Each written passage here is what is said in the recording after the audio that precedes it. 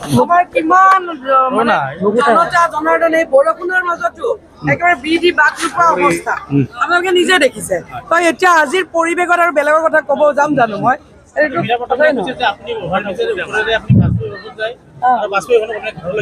আমাৰ দলে অভাৰব্ৰিজ বনাইছে, অভাৰব্ৰিজৰ ওপৰত নাযাই পেলাই মই অভাৰব্ৰিজৰ তলেদি যাম নেকি? আপুনি গাঁৱত নাযায়, আপুনি গাঁৱত নাযায় বুলি কৈছে। দুটা তাৰ মই মহিলা মৰ্চাক প্ৰতিনিধিত্ব কৰিছো গোটেই অসমখনক।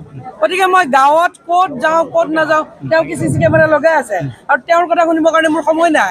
আজি গোটেই অসমবাসীয়ে মোক শুভেচ্ছা দিছে, কাৰণ মই গোটেই অসমৰে নেত্ৰী।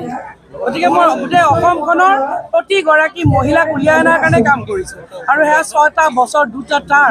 গতিকে তেওঁ মোক শিকাব যে ক'ত কোন থাকিব লাগে। কিন্তু কি জানে নাই, আমি বেলেগৰ কথা ক'ব বেয়া পাওঁ, কাৰণ দলে মোক প্ৰক্ষেপ কৰিছে মই উন্নয়নৰ লগত আছোঁ, ৰাইজ উন্নয়নৰ লগত আছে, বেলেগ কথা চোৱাৰ সময় নাই। গতিকে তেওঁৰ ভাগে মই তেওঁক শুভেচ্ছা জনাইছোঁ যে তেওঁ সুন্দৰভাৱে তেওঁ নিজৰ যি আশা তেওঁ কৰি যাওক আৰু আমাক ৰাইজে শুভেচ্ছা জনাইছে। গতিকে ৰাইজৰ শুভেচ্ছা, ৰাইজৰ শুভাশীষ, ৰাইজৰ আশীৰ্বাদ লৈ পেলাই আমি আগবাঢ়িছোঁ। গতিকে আপোনালোকে দেখিছেই ৰাইজৰ যি মানে আমাৰ প্ৰতি যি মৰম, যি ধৰণে ৰাইজে আশীষ দিবলৈ এই বৰষুণৰ মাজতো ৰৈ আছে। 100% নিশ্চিত, 100 more than 100%। বিজুলী মেধি কলিতা ডাঙৰীয়ানী আজি এই কাৰ্যালয় মুকলি কৰিলে আৰু এই কাৰ্যালয় মুকলি কৰা অৱস্থাত আমি দেখিবলৈ পাইছোঁ যে ইয়াত ৰাইজৰ যথেষ্টখিনি সমাদৰ আজি আমাৰ প্ৰাৰ্থীগৰাকীয়ে লাভ কৰিছে, আমাৰ দলে লাভ কৰিছে আৰু ৰাইজৰ যিটো উৎসাহ, এই উৎসাহটো সঁচাকৈ সন্তোষজনক। আৰু আগন্তুক দিনত যিহেতুকে আমি উন্নয়নৰ কথাৰে আমি নিৰ্বাচন খেলিবলৈ লৈছোঁ। গতিকে বিগত আমি 2014 চনৰ পৰা যেতিয়াৰ পৰা নৰেন্দ্ৰ মোদী ভাৰতবৰ্ষৰ প্ৰধানমন্ত্ৰী হৈছে আৰু 2016 চনত যেতিয়াৰ পৰা অসমত বিজেপি নেতৃত্বাধীন চৰকাৰ হৈছে আৰু বৰ্তমানে আমাৰ মুখ্যমন্ত্ৰী ডক্টৰ হিমন্ত বিশ্ব শৰ্মা ডাঙৰীয়াৰ নেতৃত্বত যি আমাৰ বিজেপি নেতৃত্বাধীন চৰকাৰ চলি আছে, ৰাজ্যখনত সকলোতে সৰ্বাংগীন উন্নতি হৈছে। আপোনালোকৰ প্ৰত্যক্ষ কৰিছে এইটো। গতিকে এইবাৰ উন্নয়নৰ কথা লৈ পেলাই আমি নিৰ্বাচন খেলিম আৰু সেই উন্নয়নত ৰাইজে সন্তুষ্ট হৈছে আৰু ৰাইজে বিপুল সঁহাৰি জনাইছে। গতিকে আগন্তুক দিনত আমি সম্পূৰ্ণৰূপে আশাবাদী যে 5 নম্বৰ গুৱাহাটী লোকসভা সমষ্টিত বিজুলী কলিতা মেধি ডাঙৰীয়ানীয়ে বিপুল ভোটত তেখেতে জয়যুক্ত হ'ব, এইটো আমি নিশ্চিত।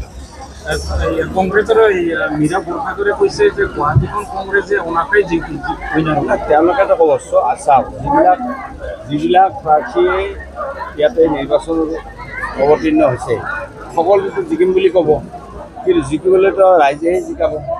ভোট ৰাইজ যাৰ ফালে আছে তেওঁলোকেহে জিকিব, ৰাইজে ভোট দিলেহে জিকিব। গতিকে কংগ্ৰেছটো আচলতে আমাৰ গুৱাহাটী লোকসভা সমষ্টিত আমি জনাত যে কংগ্ৰেছৰ ইয়াত কোনো স্থিতি বৰ্তমান তেওঁলোকৰ নাই আৰু তেওঁলোকৰ স্থিতি নাই আৰু স্থিতি নোহোৱাৰ কাৰণে আমি ভাবোঁ যে ইয়াত কংগ্ৰেছটো প্ৰশ্নই নাই জিকাটো।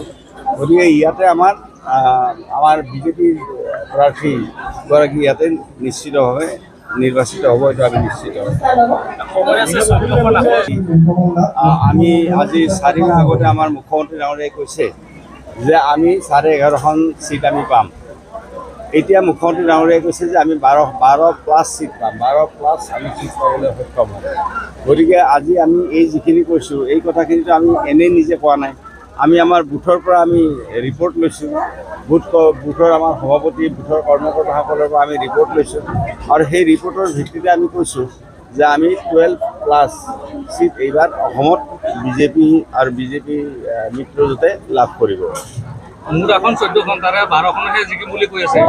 আমি কৈছোঁ যে 12+ বুলি ক'লোঁ নহয়, 12+ কৈছোঁ আমি। 12+ ক'লোঁ আমি। গতিকে কেইখনত যিটো ৰিজাল্ট দিলে ৰাইজে ক'ব, মইতো ক'ব নোৱাৰোঁ আজি যে ইমানখনত জিকিম। ভোট দিব ৰাইজে, কিন্তু আমি 12+ চিট আমি